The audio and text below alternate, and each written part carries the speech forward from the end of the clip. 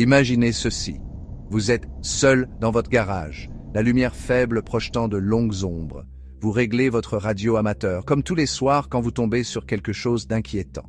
Léo était un passionné de radio depuis son adolescence. Chaque soir, il explorait les fréquences, à la recherche de conversations étranges.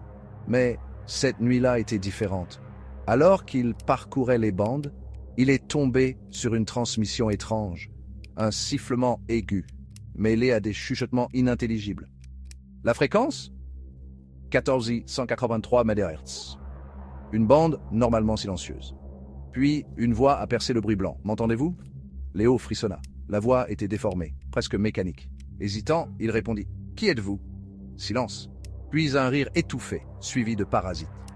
La voix est revenue, plus proche cette fois. Je vous vois. Le cœur de Léo s'emballa.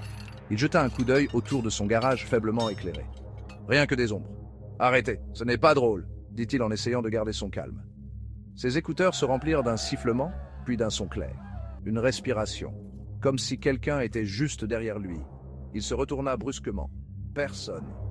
La radio grésilla de nouveau. Cette fois, une voix d'enfant murmura « Ne vous retournez pas !»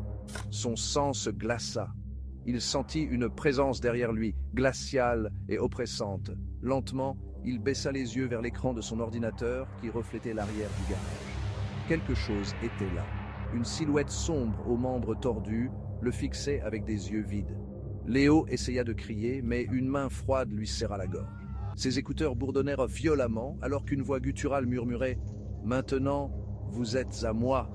L'écran vacilla, les lumières du garage clignotèrent. Puis, l'obscurité. Le lendemain matin, sa radio bourdonnait encore sur 14183 MHz. Mais Léo avait disparu. Sur son ordinateur, un fichier audio était resté ouvert.